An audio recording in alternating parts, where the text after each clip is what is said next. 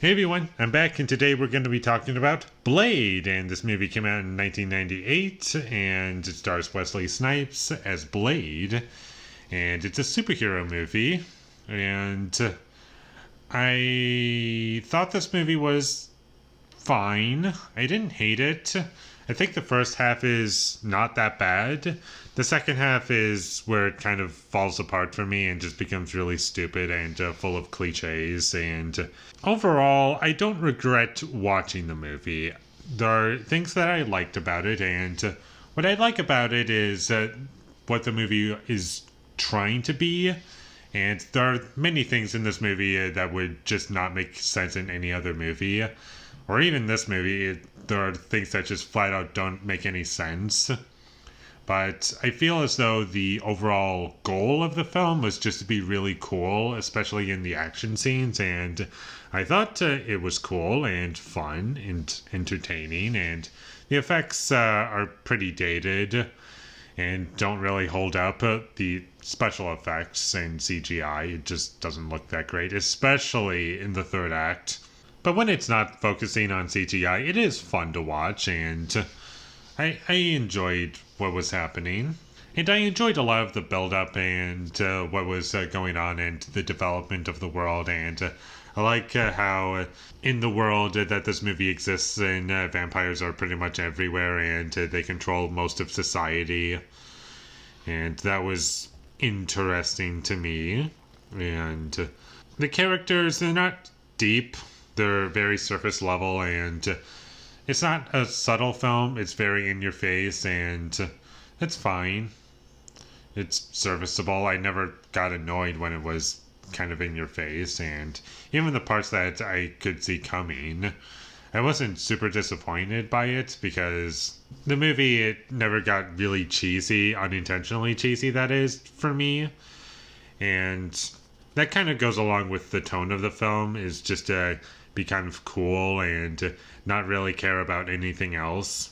And even if it does get cheesy at times, it doesn't care and just kind of goes along with it.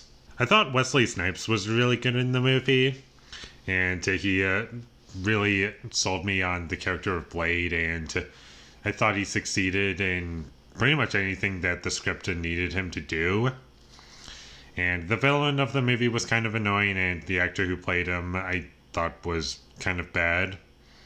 I didn't really enjoy his performance, and he was kind of annoying. And this movie does do a lot of things that movies that came after it did. But the reason I don't really take off points for it is because this movie came out first. And although it doesn't do things as well as movies like The Matrix, like being really cool with the action scenes and really stylized and have really great music to go along with it. And this movie doesn't really compare too well against The Matrix when it comes to the action scenes, but since this came out first, I don't really take off points for it because it's like a style that was still figuring out what it was, if that makes sense. And I do feel as though while Blade and The Matrix in terms of trying to be really cool are similar, I would not say that they're the same movie, and I would never say The Matrix ripped off Blade, because I feel as though The Matrix did things to make itself really cool. It did things that made it stand out in a different way. Like, it was different. They added new things to make itself really cool. Sorry if I sound like I'm repeating myself many, many times, but I'm just trying to communicate what makes sense in my head. And I don't want to pinpoint specific examples because I don't want to spoil either film. So this is what I have to work with. And even though there are some things that would be considered tropes in superhero movies, I'm not sure if it's fair to criticize this movie for that, because this was pretty early on when superhero movies weren't super popular. Like, nowhere near as popular as they are today. It's like back in 98, I'm not sure how familiar people were with superhero tropes. So I'm not going to take off points for that. It's just one thing that's going to make the film feel a bit dated. There isn't anything super memorable to me in terms of anything that happens in this movie, except for like one music choice, and I don't remember the music at all, but I just remember the tone of the music for the last action scene, and it was just trying to be really cool, but that was about it. It's not really a super memorable film to me. And even though this movie is more violent, I guess, compared to other superhero movies that came after it, there just isn't anything that stood out to me as all that memorable. And that's about all I have to say about Blade. It's a fine movie. I found it inoffensive, entertaining throughout. I was never bored. And I get what it's going for. I like Wesley Snipes a lot. And that's about it. You can watch it, and it's not the worst way to kill 2 hours, but if you're looking for a really great superhero movie, there are definitely much better ones, and if you're wanting something really good, then I would say skip this movie.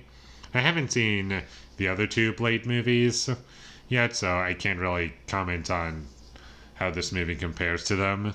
But as a standalone film, I think this movie's fine, and if you really want to check it out, then go right ahead.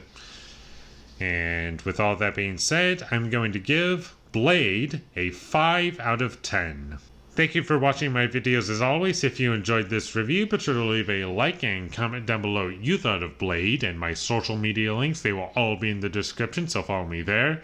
And last but not least, subscribe to be a part of Foley Nation, and I'll see you when I get my next review up. I couldn't keep a straight face. I could not do it. I'm sorry. And my next review is going to be for Legally Blind, because I was just sitting around and I decided, why not? What's the worst that could happen?